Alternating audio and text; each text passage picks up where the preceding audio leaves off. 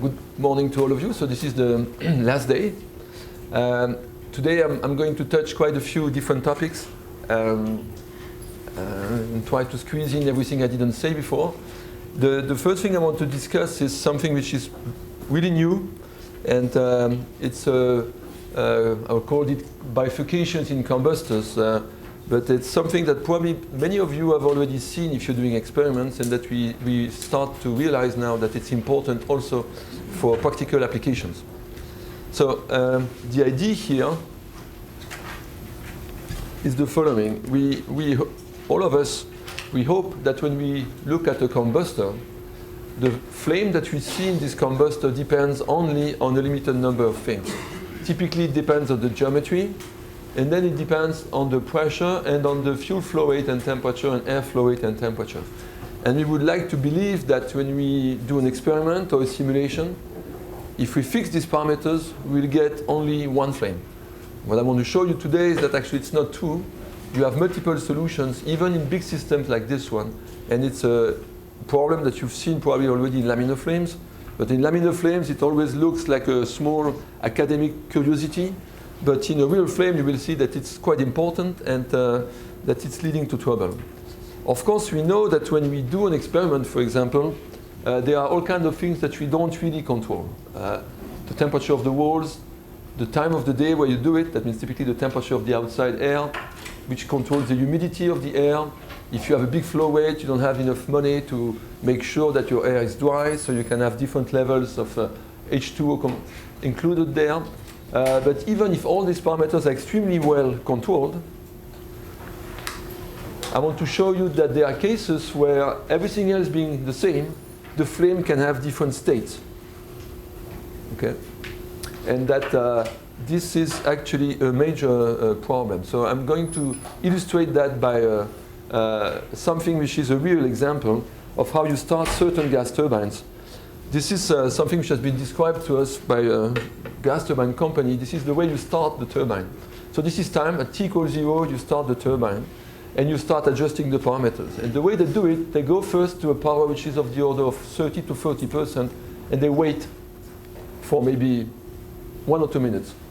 After 1 or 2 minutes, they know that suddenly the flame is going to change.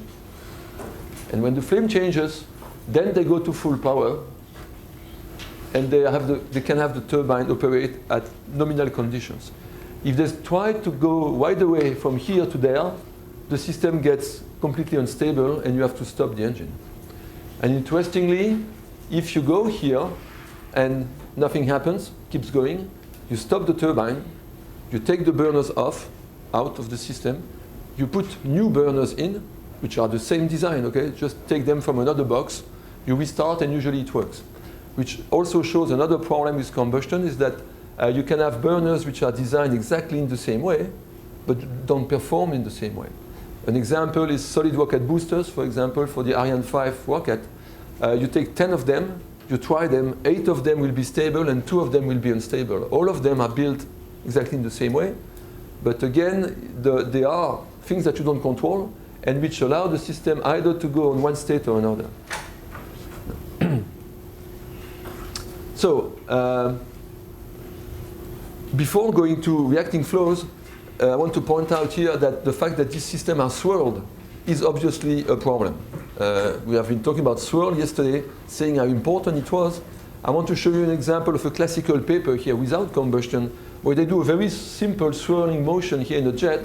So this is the axis of the jet. They're injecting the flow here, and they can control the swirl they impose because they have a system to swirl the flow before it gets out into the domain where they do measurements. So what I'm going to show you is geometries of this flow here created by this jet and on which you can add a given level of swirl. So the flow is going from this hole here, going up. So if you don't swirl at all, if there is only actual velocity here, this is typically the streamlines you find, so the jet is going straight, okay? That's what you expect. You increase the swirl, and as expected, when you increase the swirl, you start creating a recirculation zone in the middle. That's what I told you yesterday. This is what we use to stabilize flames. You keep increasing the swirl, and this zone gets larger. Here you go to a swirl of 0.9, and look at this one, this is 0.56. So now when you're at 0.9, you decrease it again, you go back to 0.56, 0.5, and you go back to 0. And if you look at what you have now, for example, for 0.5 or 0.56, it's not what you had when you were going up in swirl. So for example, if I show you the 0.56 when S, the swirl number, is increasing, that means when the velocity of rotation is larger here, and when S is decreasing, you don't have the same flow. So same conditions, different flows. That's typical of what we call bifurcations. Okay? And usually you plot that in the bifurcation diagram, where you put the swirl here and the trajectories. Here what they are looking at is the difference of pressure between this point and that point, which is a way you can use to measure the flow characteristics. And you see that when the swirl goes up, you go that way, and when the swirl goes down, you go another way. And so here, you can have, for example, for 0.56 here, you have two states which are different. So if you have two states which are different for the cold flow, possibly, and that's what I'm going to show now, for the reacting flow, you're going to have the same or similar problem. So as we mentioned yesterday, if you take now a full burner and you operate it, you see first a few animals there. We've been talking yesterday about swirl and PVC, precessing vortex core. And of course, we've been talking about combustion instabilities. And you've seen that in general, the link between the two is not that clear. What I want to show now is that there is a link between the precessing vortex core and the instabilities, and that this link can be very complicated. There has been in the literature, if you read these papers, you will see that people have looked at these questions, and there is no clear answer. I've shown you examples where the PVC can lead to acoustic instabilities, and also where the PVC disappears when you ignite the flow. So today, this question is completely unsolved, and if you see a PVC, it's difficult to guess what it's doing to the flow. So I want to show here an example where the flame is actually bistable, and where the bistability of the flow is also controlled by the existence or not of the PVC. So the geometry again is this one. So this is a Siemens configuration. You can see the size of the chamber, and we're going to look at one sector, like we did before. And we are not computing the whole engine, we're computing only one sector. And for this sector, this is the fuel injection system with the air here, the two passages. And this is the shape of the flame. As we discussed before, the flame is stabilized at 2 points, here by the outer recirculation zones, and here by the inner recirculation zones. And here you're injecting almost pure fuel, so that you have a very large reaction rate here. And this is, the pilot flame here is really there to stabilize the flame. And most of the gases are flowing that way, and this is where you produce most of the reaction. So, as before, this is called the diagonal swirler, this is called the axial swirler. And here we have the lens, where you need to cool also the lens, because if you're not careful here, this lens is going to die. And film cooling I described before. Remember also that in this system, the methane is injected here through the veins, and you have multiple holes here. And so when you will be sitting in the chamber, I will show you movies in a second. When you are in the chamber, you will see the trace of the methane jets coming from this vein, but also from the neighboring veins, because all of this is turning. Okay? There's a very strong swirling motion here. So if you sit at this point, you receive methane from this vein, but also from the neighboring veins. So this is the setup we're going to look at. This is the classical LES for this system with an unstructured mesh and the secant flame model. I won't describe that now. Just what I want to do is show you the following exercise, which is the way we discovered this thing. We started from an operating point, which I will call 1. That's a given power. And you can see the flame here stabilized where it should. This is an isosurface of temperature. You see the flame is anchored here on the inner recirculation zone, and it's stabilized also on the outer recirculation zones. We wanted to go to another regime, which was a more powerful regime. That means we wanted to increase the fuel flow rate, and we wanted to increase the air flow rate and the pressure. So the way we did that, the first method is just to increase all boundary conditions at the same time. You increase the temperature, the pressure, you increase the flow rates. When you do that, you lose the stability of the inner recirculation zone. You see this one now here, it's gone. That means the flame quenches in the center of the burner. You will see in plots, it's gone, it's still burning, but it has lost its stabilization point here. So now you can say, well, maybe I was doing that too fast. Let's do it slowly. One way to do it slowly is to put more fuel here in this zone. We know that this zone is very sensitive. The pilot flame is a sensitive point. So if you put more fuel there, maybe you are able to do that and not lose the flame stabilization. So what you do is that you put 2 times more fuel in the pilot flame, then you change the pressure and the other flow rates, and then you come back to the initial pilot flame flow rate. So you end up with the same regime exactly as this one, except that now, since you did that very slowly, you're able to keep the flame here.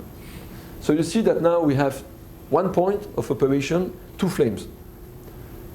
Okay, we have the stabilized flame here, and we have the non-stabilized flame at the center. These 2 flames are exactly for the same operating point. Okay? And we believe that this is what's happening in the real engine. In the real engine, when they start the engine, they start it like this. After a few minutes, shoop, goes to that one. And this one's more stable than that one. So I'm going to show you now a different visualization of these things. This is a view of a cut here. Of course, when you stabilize the flame on the lens here, you have a very warm zone here. Now you remember why. If you have a very hot zone here, it's because you are burning in a diffusion flame mode. And in a diffusion flame mode, you always go to high temperatures because you are burning stoichiometric. Here you are premixed, but at a much lower occurrence ratio, so you burn much colder, about 1500 K here, and here more than 2000. When the flame is lifted, this thing goes away, and you only have a flame which looks like this. Okay, it's completely quenched here. Same thing, of course, for the velocity profiles. The 2 velocity profiles will look very different. Here, since the flame is not able to come here, there's no acceleration. While here you have a recirculation zone, so the flow has to go around the recirculation zone, so it goes faster. Now, I'm going to show you a few cuts here and compare these 2 flames, and you will see obviously that just by looking at them like this, we see they're going to be very different. This is the attached flame, and this is the detached flame. So when you are very close to the burner, of course, the detached flame is cold, and the attached flame is already ignited, and you see it lasts for a long time. The detached flame is completely cold here in this zone, and when you go downstream, at some point it ignites, but obviously the flame length is much more. Now, if you look at this is temperature profile. I've shown them before. This is the actual velocity profile. You see the same thing. The attached flame has a recirculation zone here. The detached flame does not. So this is why also the flow is not able to come back. It's just no backflow in this zone. Turbulence. That's another funny thing, that the attached flame has a very low level of turbulence, but the detached flame is very turbulent there. So again, if you remember what I've said yesterday, when you see these kind of things, you see a high level of turbulence very close to the burner. Normally it's the trace of the PVC. There is a PVC for the detached flame, and there is no PVC for the attached flame, and I will show you that in a few slides. You look also at the turbulent kinetic energy is the same, so you have a lot of turbulent kinetic energy in this zone. And if you look at the RMS temperature profiles, of course, the attached flame has some levels of RMS. The detached flame has no RMS here because it's cold anyway. So there is no variation, it's always cold. And if you look at the temperature profiles later downstream, the detached flame has a very high level here of fluctuations, and that would mean, for example, the NOx also of these 2 flames would be very different. Now, if you visualize the PVC there, you plot an iso surface of pressure, you see indeed that when the flame is attached, it's eating the PVC. There is no PVC left here, nothing turning, because it's been replaced by burn gases. So it's like a fight, if you want, between the PVC and the hot gases. In this case, the fight has been won by the burn gases. They were able to come back here. In this case, the PVC is able to stay there, and it's basically scavenging all the time the burn gases, pushing them away, so that they have to stay there. And so in the case of the detached flame, you have a PVC, and in the case of the attached flame, you don't have one. So again, it doesn't prove that the PVC is the source of the problem. Maybe the PVC is just opportunist. It's just the fact that since it's cold, the PVC appears. It may not be the cause of it. We don't know. We just observe that here there is no PVC and here there is one. Now we're going to do what I presented yesterday. We want to know if these flames are, if one of the 2 is more susceptible to combustion instabilities. How do you do that? Well, you just force the flame here with acoustic waves, and you look at the response of the flame using these FTF notions which I described yesterday. I'm going to show you example at 4 frequencies of forcing, and I'm going to plot the FTF, the usual quantities which I described yesterday. The velocity the velocity reference is taken here. So this is the point where we measure U prime, and you're going to look at the Q prime in the burner. Just to remind you also that the methane is injected by the vanes here, and when I'm going to show you plots of equivalence ratio, you're going to see that you see the vane and the trace of the other vanes, especially when we pulse this system. Okay, so this is the detached flame when we are pulsating it. So you see here, this is equivalence ratio.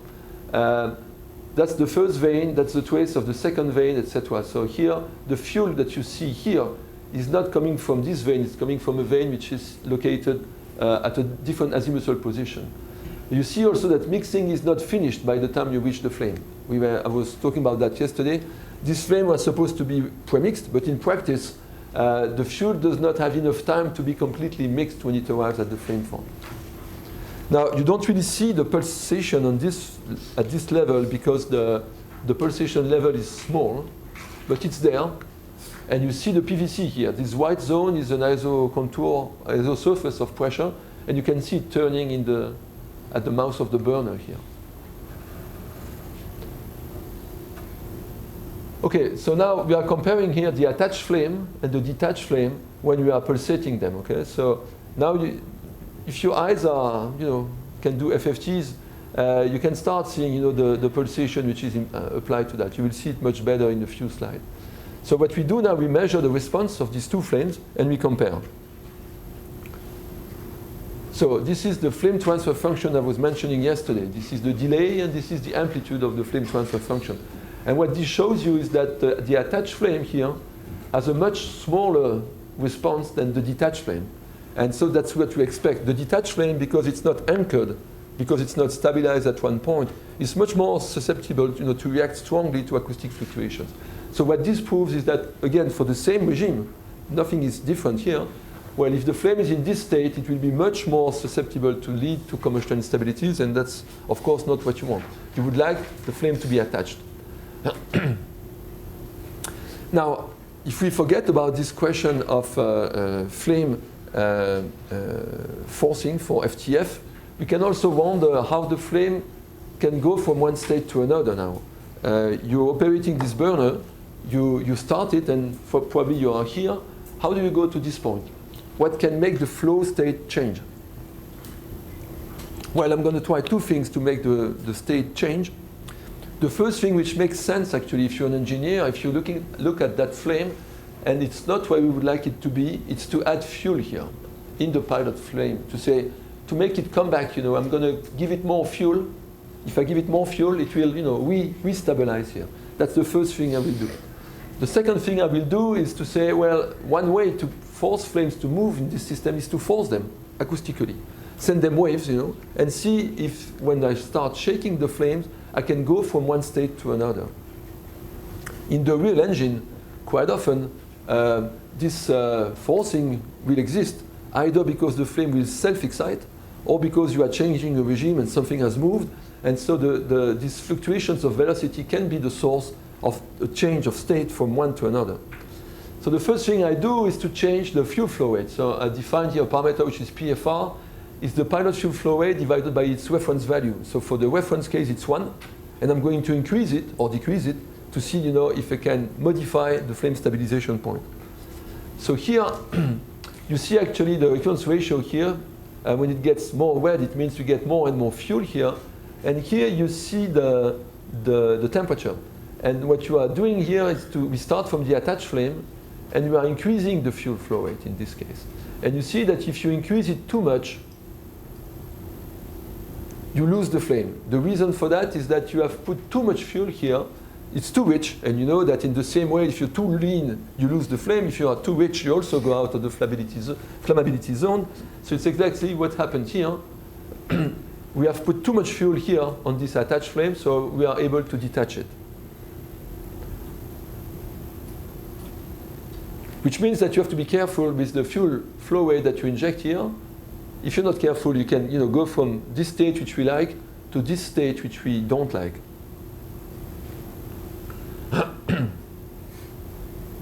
So you can again plot a bifurcation diagram. The way you do that, you plot, for example, here the pilot fuel ratio.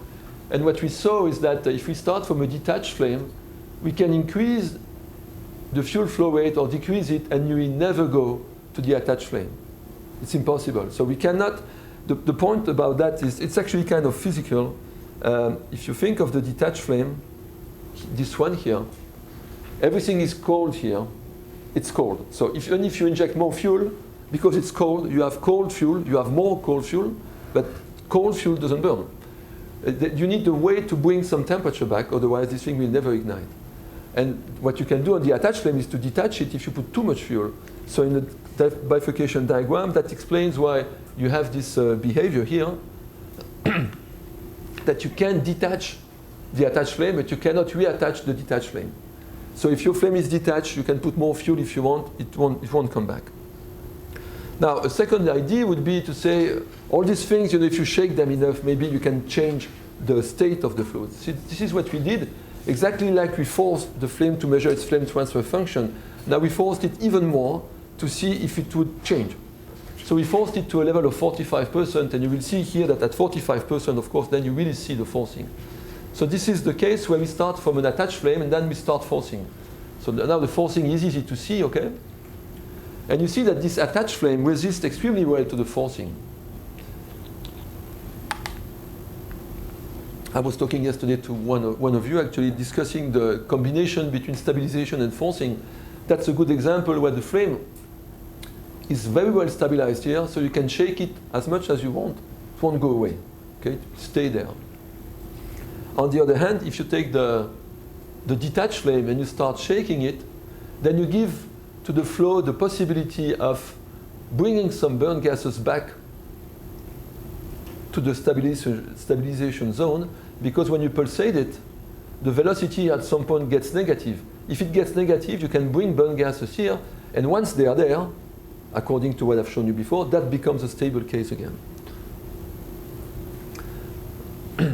So you can see here also the same simulation here. We're going to pulsate. You're going to see the flame at some point able to crawl back to this zone, and once it's there, it likes it, it remains there. So you see that you can take the detached flame, and if you shake it enough, then you can go back and have an attached state like that one. Now if you combine the information I just gave you with the fact that certain flames like this are unstable, it leads to an interesting phenomenon. You can have a flame which is detached, and we know it's unstable, more unstable. So if it is more unstable, it will create oscillations. If it creates oscillations, it might create an oscillation strong enough to bring it back here. And once it's back here, it's stable enough.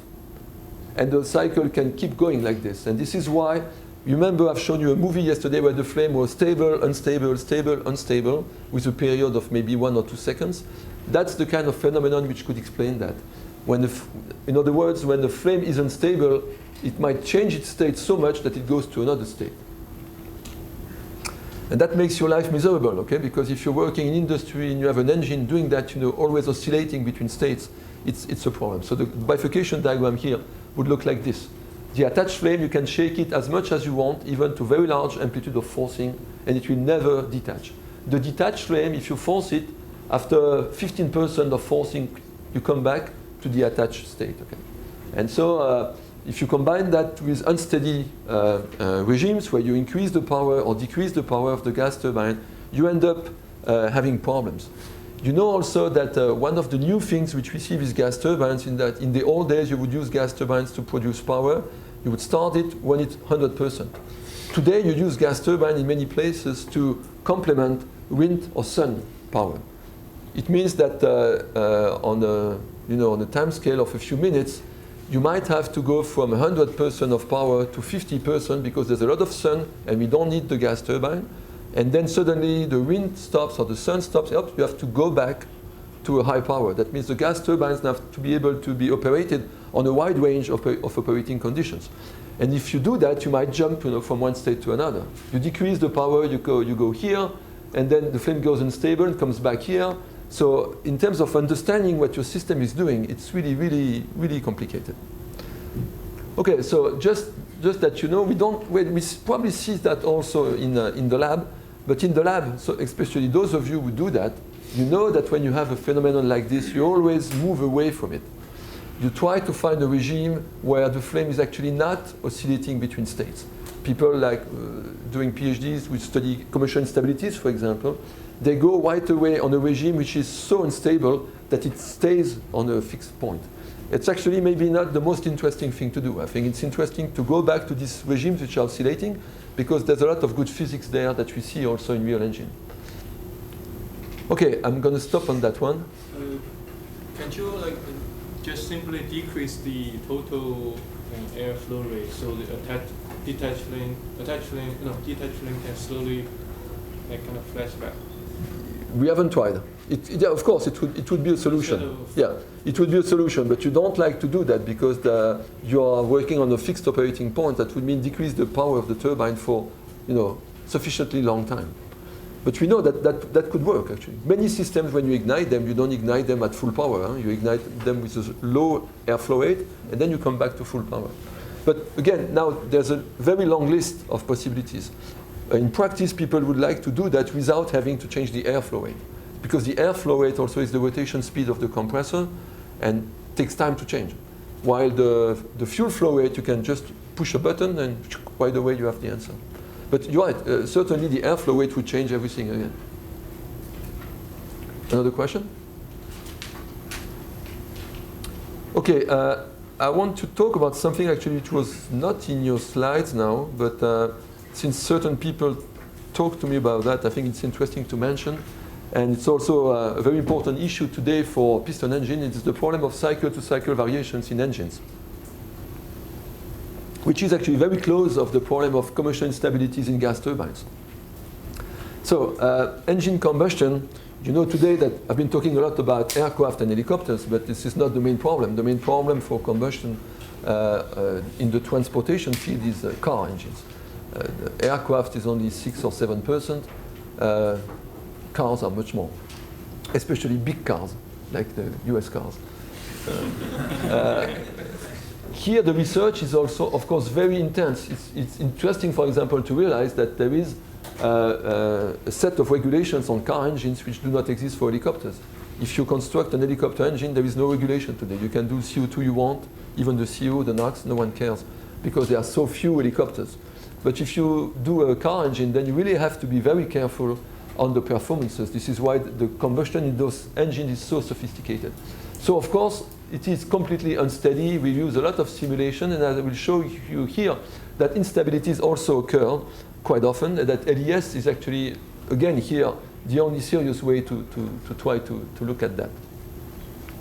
So in the same way that a steady combustor can become unstable, you can have the same thing in an engine, but except that in an engine it means that the flow at a given crank angle in a given cycle will be different from the flow at the same crank angle in another cycle. The same way to say that is that you can have a lot of cycles and then suddenly cycle number 221 does not burn, or 222 does not burn, or 222 burns but maybe does not burn everything. And so that's really bad news when you design an engine, because you would like all these cycles to be the same. And if you talk to people developing engines, it's kind of it's a big problem that you have to introduce this statistical variability in your engine, which means also it's bad news for them, it's good news for research, because again it's telling you that turbulence there is doing something interesting. So there is good research to do on this topic, and this is what I want to show now here. So how do you characterize these cycle-to-cycle variations? This is the pressure curve versus the crank angle. So probably most of you have followed classical courses on that. You know that when the pressure curve is high, this is how you get the energy out of the engine. And if the pressure curve is very low here, you have absolutely no combustion. You just have compression, and that's not an engine which can be used. And normally, if everything goes right, we should have only one curve here. But when you do, this is a measurement actually. When you do measurements, you never find one curve of pressure. Each line here is a different cycle. And you see that these cycles actually are spread over a reasonably wide range of values, not one. And you can define here exactly the same way we define P prime, the pressure fluctuation in a gas turbine. You can define the covariance here of IMAP. IMAP is just a way to measure the power produced by the engine. And we scale that as a pressure. And if you look at the covariance of IMAP, if it is less than 2% of the mean pressure, you call it stable. If it's more than 2%, you call it unstable. That's typically the kind of things that you would scale in industry. The engine that you have in your car has a limited level of CCV. We call it CCV, so cycle-to-cycle variations. And it's limited for obvious reasons, that if people would try to put a car with a high CCV level on the road, customers would not be happy, because that has a lot of effects on the way the engine works. And also probably it would not satisfy many regulations in terms of pollution. So the point today is that there are a lot of promising concepts for engines which are very good, except that they have a very large level of CCVs.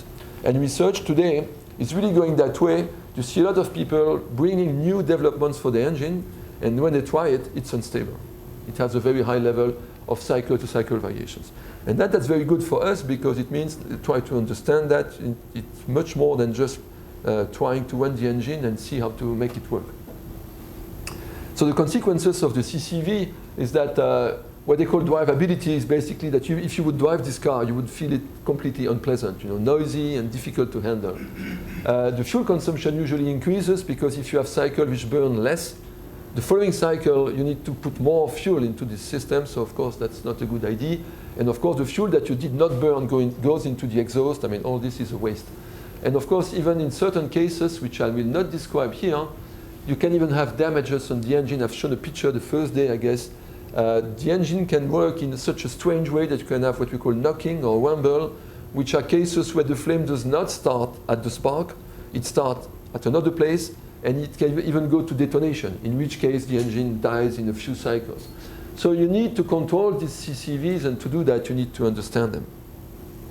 So how do you study CCVs in engine? We're talking here about very big projects. First thing is you need to do experiments.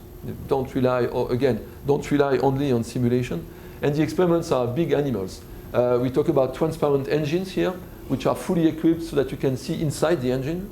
For those of you who are not familiar with Princeton engines, yes, it's possible to look inside an engine. There are very sophisticated ways to do that, either from the bottom here or from the side. You can imagine the cost of all these things. These high pressure experiments, very expensive, unsteady. We're talking about millions of dollars every time you build a bench like that one. And of course, on the other side, you want to do a simulation of that. Simulations of that, I don't need to explain that you're not going to do once. You're not going to do DNS because you just don't have the resources. So of course, here we have to do LES. And we're going to compare these things. Actually, there was a big program in France where we built an engine specifically for this reason, to investigate CCVs. Why do you need to do that? Because CCVs could be due to a lot of things. For example, you could say that the reason why one cycle differs from the others might come from something taking place upstream. For example, acoustics here in this duct might change the efficiency at which the air is flowing into the cylinder. Or you could say that if you have multiple cylinders, it's the interaction between cylinders which leads to problems. Or there are many other sources that I want to discuss now, but what you do at the end is you build a single cylinder, and you use a very well-controlled exhaust here and a very well-controlled intake with multiple plenum to make sure that the flow that you get here is extremely well characterized. There's a little trick, I will come back to it later, is that, for example, one of the things you do is you work completely premixed. One reason why you could have CCVs could be due to the injection of liquid gasoline, that it doesn't take place exactly in the same way at each cycle. So to eliminate this problem, you say, okay, I'm going to use a fully premixed system. So you go talk to the guy doing the experiment, and he says, fully premixed, bad idea, for obvious reasons. Huh? So how do we do? Well, actually, we still are able to do that. You have to convince the guy to use here a system where you mix air and propane, and you mix it. So here you basically have a bomb. Okay, it's full of air and propane, And if you don't want to have a problem, you need to put here what I call a flame arrestor. I will describe what this is. This is a device actually which is built to avoid that the flame flashes back and goes here, because if the flame goes here, you have an explosion. That's a bad idea. The problem is you put a flame arrestor in a system like this and you want to do the simulation, you have to model the flame arrestor. And we did that too. This flame arrestor, we described them today. They are basically plates with holes. And so you have to put that in your simulation somehow. We're going to use a single-cylinder 4-valve engine. And experimentally, they can do PAV, and of course, they do measurement of pressure and OH in the chamber. So this is a view of the simulation domain here for a cold case. So you start from the plenum on the top. You have to measure all these things, of course. And this is the intake phase. And by the way, now you should be used to it. You recognize it's LES. Okay, how do you recognize it's LES? Because it looks like a real flow. It's not jelly. So you see turbulence. This is the exhaust phase. And starts again. You will have recognized also there is some backflow in these flows. That means when you open the valves, for example, for the intake, the flow does not necessarily right away go in this direction. It might go this way first and come back later. Same thing for the exhaust. You see here this little backflow and coming back. So this is the non-reacting case. Okay. The thing you don't see when you look at a presentation like this is the time it takes to do it. Okay. The meshing phase for that's about 6 months. For 6 months, the student does only meshing. I will show you actually an example of the meshes. Well, I will 6 months human time. Just the color. Oh, the colors here represent the velocity field, the intensity of it's the modulus of the velocity. So to look inside an engine, what you do is you use a transparent piston so that you can watch from the bottom here, and you use a mirror here, and so you can look at combustion inside the combustor. Those are the specifications of the engine, but I don't think that you really care about that. What's important is to see what we're going to do here. We're going to use a reference case. This is the case you have in your engine normally. We call it reference because it's stable, and the rotation speed is about 1200 RPM. And then I'm going to show you only one case, which is what we call the dilution case. Instead of using standard air, you add more nitrogen. When you do that, you know from your chemistry courses that the flame is going to be weaker, the flame speed is going to be small, so this flame is going to be more sensitive to perturbations. You know, it's not as strong as the initial one, and we call it unstable by dilution, and that's something that industry is doing today. Okay, you dilute the air that you put in the chamber for other reasons, for pollution reasons, etc. But in terms of stability, what you're really doing is decrease the flame speed, make this flame more sensitive to problems. LES strategy now is also a big issue. For a long time, people have been trying to cut the domain where they do the LES as short as possible to minimize the effort that you need to put in your mesh. But that's extremely difficult in a system like this because the velocities are changing sign, for example, here and there. And of course, there's a price to pay. If you don't want to compute far away, usually you have problems because there are so many things you don't know here and there. You end up doing ad hoc models. So our strategy is not to do that. We mesh all this system. We start in the plenum and we finish in the exhaust. That means we need to mesh all these things. So it's a big job, as I said, about 6 months. But I don't think you really have a choice for an engine. You need to do all these things. So the code is always the same, the one I've been describing before. It's always the same model, and it's always the second flame model. Just a view on the mesh. I won't go too much into the details here, but a mesh like this, if you want to describe one phase, you actually do about 20 meshes. And you take one mesh, you stretch it, then you stop because it's too stretched. You interpolate on the new mesh, which you stretch again, and when the mesh is too stretched, you stop, you interpolate on the new mesh, etc. There's about 40 phases for the whole cycle, and this is how you obtain this kind of meshes. Okay, this is the mesh you need, and that's really the dirty part of the exercise. This is where the student gets tired. And so what you do for a long time, you do what we call the mesh-only movements, where you just check that your mesh is moving the way it should, and that it's doing what it should. Okay, and that the mesh, again, since you are doing LES, the quality of the mesh is very important. So you need to make sure that when you move the mesh, you don't get meshes which are squeezed or which have a very long elongation ratio, because for LES, the quality of the mesh is very important. So there's a lot of work on this aspect. And one of the objectives now of this work also is if you want to make it work for industry, instead of 6 months, this has to be done in about 6 hours today.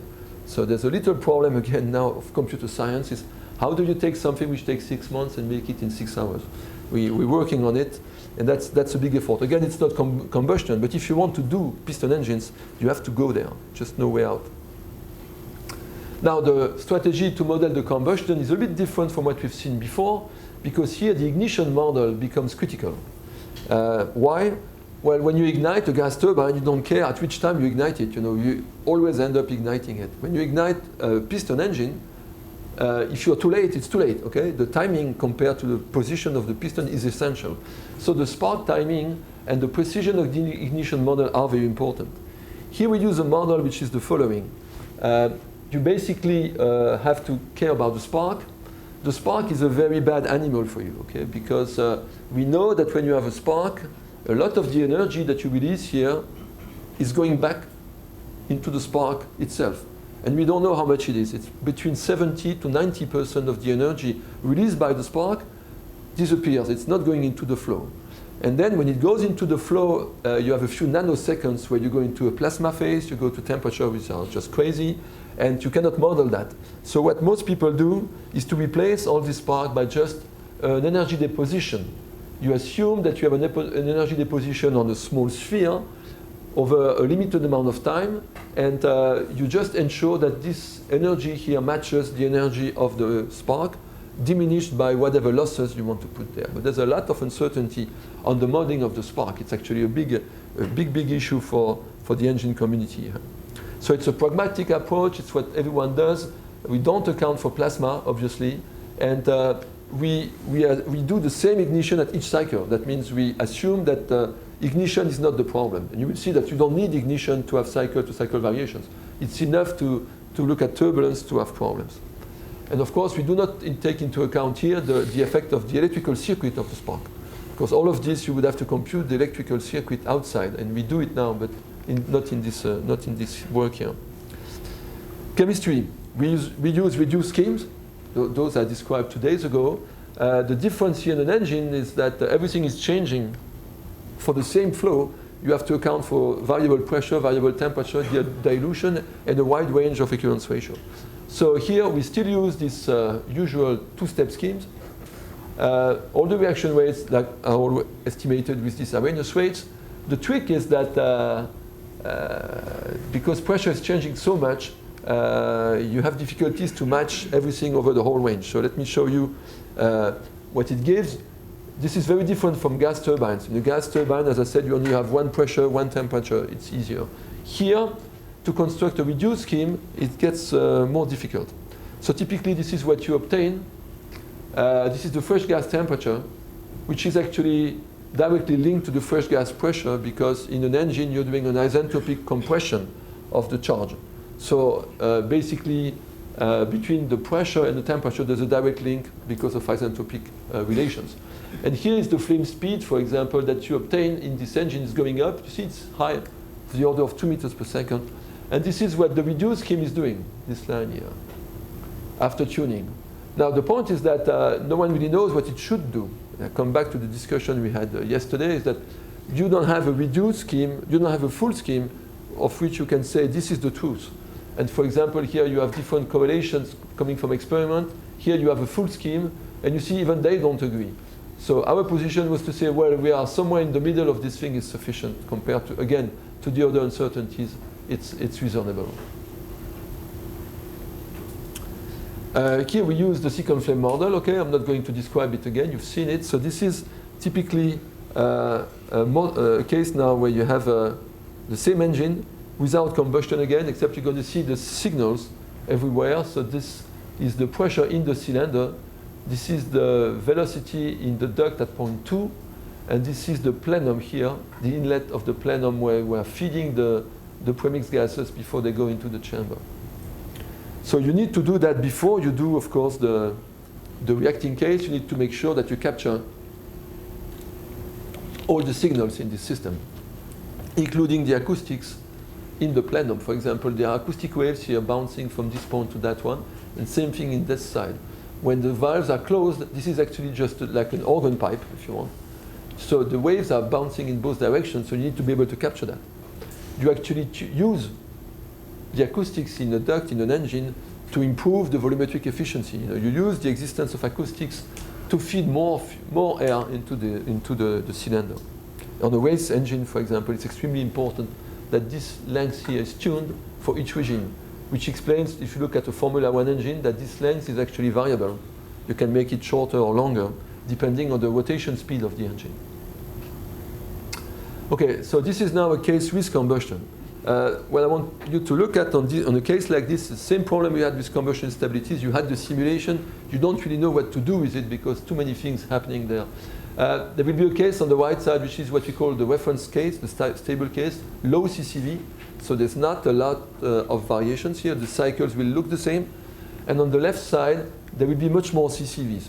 You will see the flame here growing, and you will see that for the high CCV cases, funny things are happening to the flame, while for the low CCV, the flame looks indeed much more stable. Remember that the reason for that is that the flame speed here is higher.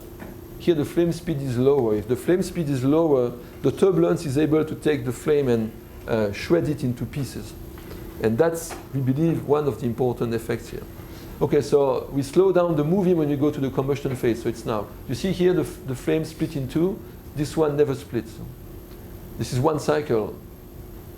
If all cycles would be the same, we would have a problem. Yeah? But you will see the next cycle is not the same here. Now we ignite. It's still split, but this one quenches. And this one grows after that. In this case, it's always the same. You see also temperature is higher because occurrence ratio is higher. We are not diluted by nitrogen. Next cycle, here we got two flames, but this one didn't quench this time. So you see here, if you look at the cycles on the right side, almost all of them look the same.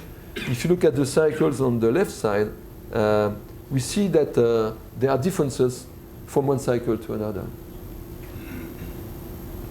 So the nice thing about that is that once you have that, it's like a toy here, which you can use to say, okay, I have a toy which exhibits the same type of CCVs which I see in an experiment. Can I explain why? Can I use the simulation to explain why we have variations?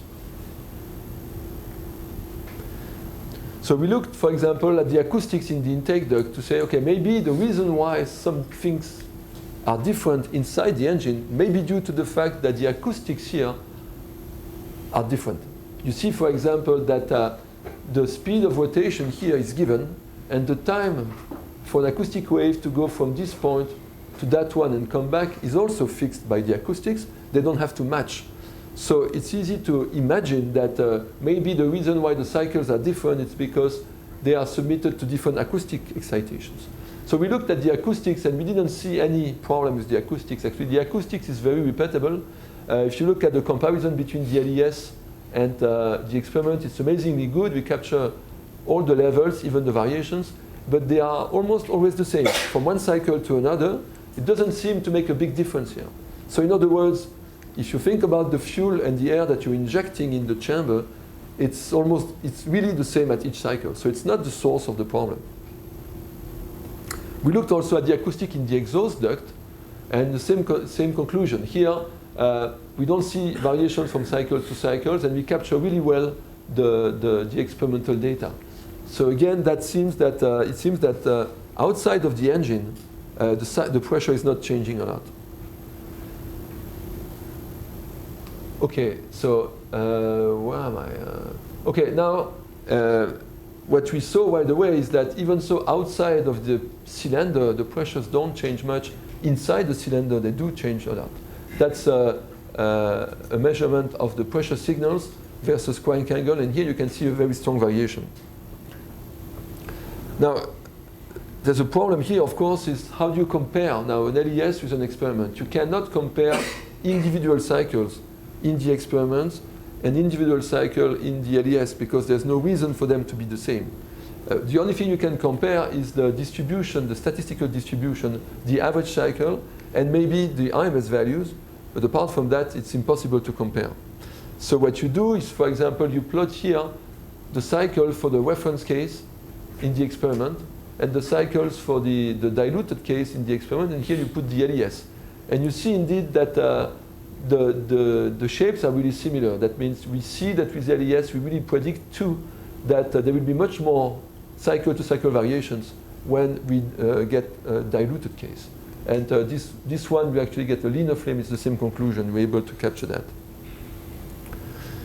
You can use more statistical tools like this one here. You put here the mean values, and here you put the envelope. So typically you go to, from 5% of dispersion on each side, and this is the typical maximum cycle you can have in the experiment, the minimum cycle. And you see that the LES does a very good job of capturing the mean and the extreme events that you can have in a system like this. So obviously here, LES is able to distinguish a stable operating point from an unstable one, and that's a big breakthrough actually for the piston engine community, because it means you don't need to build this engine to say, okay, this one's going to be more unstable than that one.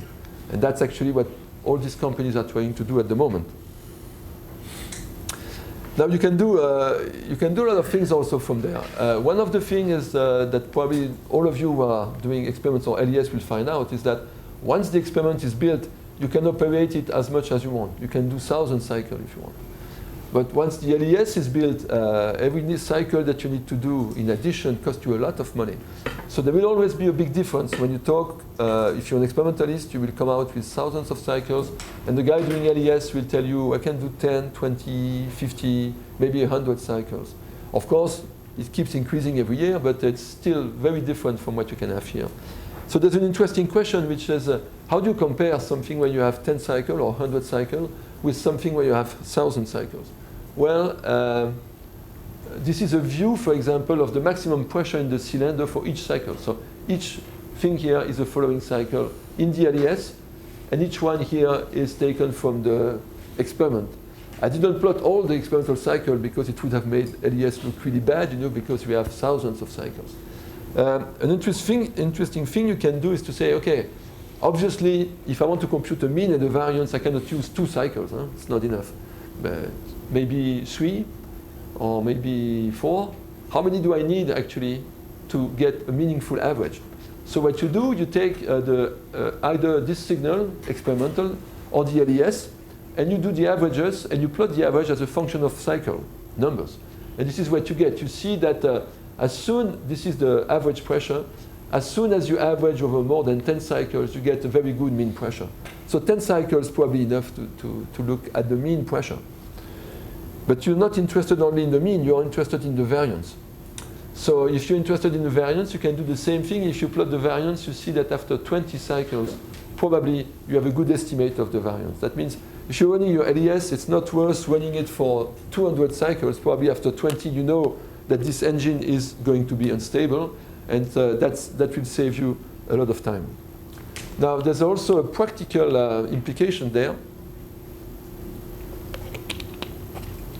that you can use this information also to do something else. This is the same field here. We see that with 25 cycles of the LES, we measured the covariance, and we did that also for the experiment. And this is what you obtain here when you plot the covariance of the pressure and you compare the LES and the experiment. You see actually that in this plot here, it's quite easy to recognize the stable cases experimentally or LES, the same, and the unstable cases. That means this diagram tells you that if you run only 25 cycles, right away in this diagram you can say, oh, I'm unstable or I'm stable. Why is it important? It's because now there's another application to that. In the real engines, people are thinking of doing a real control of the system. They do already a lot of control in an engine, but they don't do cycle-to-cycle control, because that would be too fast. But what they can do is to say, okay, if I take only 25 cycles now in my engine, with this diagram, I can right away know if my engine is unstable or not. And so you can imagine that in your car, you could have today, or maybe not today, tomorrow, a system which measures the unsteady pressure of each cycle. And if it starts seeing that this unsteady pressure is too spread out, then it will change something rapidly on the spark timing or on the injection to come back here. So this has also an implication for the real-time control in an engine. So that's useful if you want to go to control an engine in real time. Now the other thing we can do also is to say, can we improve that? I didn't show that here, but what we realized is that one of the reasons why this engine had problem is because we cut the flame in two pieces and we push the flame against the wall, and one of them usually quenches, and that's why we get variations.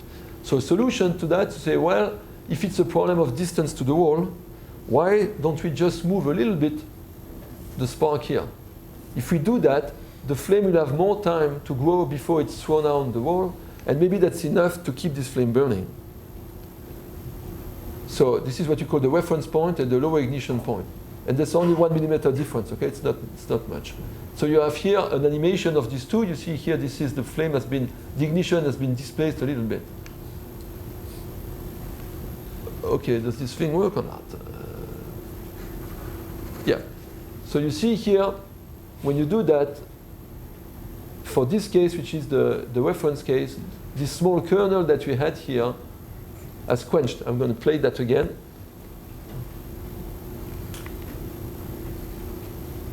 Look at this piece here. Up, it's quenched. This one is not. Okay.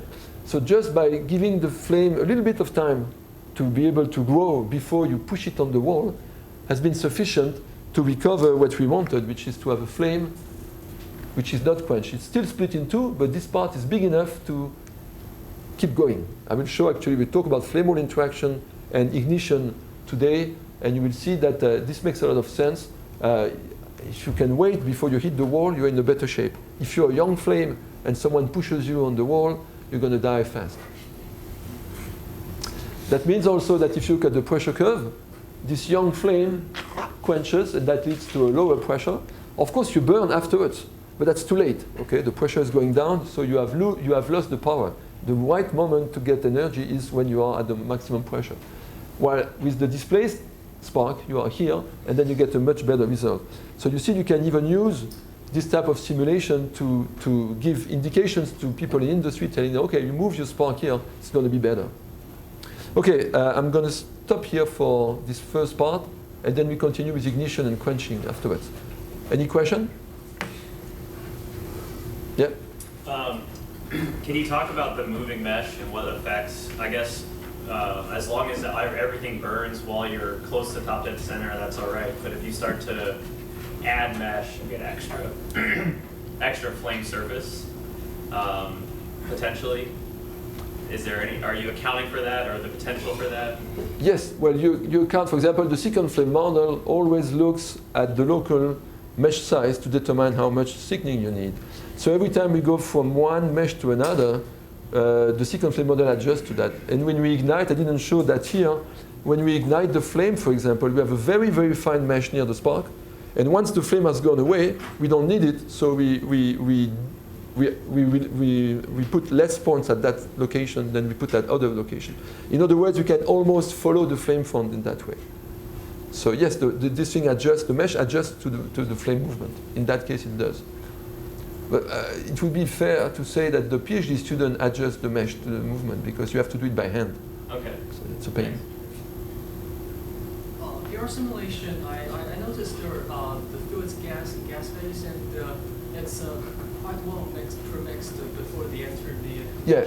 So what if in room gasoline engine with port injection or even direct injection with the physical injector, will LES still be able to capture these cycle variations? Yes, we're doing it now, but yeah, the question is what's the difference between the premixed case here and the real engine?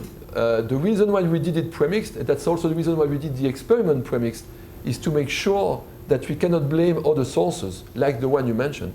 What this shows is that even if you don't have problems with fuel injection, even if you don't have two-phase flow, you already have CCVs. And they are due to turbulent variations near the spark, because at one point the flow is going that way when you ignite, and you push the flame on the wall, and at another point the velocity is like that, and you don't have problems. So it's really, what this shows is that the first source of CCV is the fact that you're igniting in the turbulent flow, and not other points. Now, of course, if you add injection, since injection will also take place in a turbulent flow, it will add one more source of CCV. But even without it, you have the problem. So my question is that will LES still be able to capture the trends if you add another source of uncertainties? Yeah, except it will be more complicated to analyze because there you will not know what the real cause is. This is why it's nice to start with a perfectly premixed case. And that was a big fight actually with gas turbine companies because they keep saying, oh, we want, everything. We want direct injection and dilution, etc. And we keep saying, no, for scientific issues, you need to split the problem. So starting with premixed is a good idea. Now we're doing it with direct injection. Coffee time? Let's go.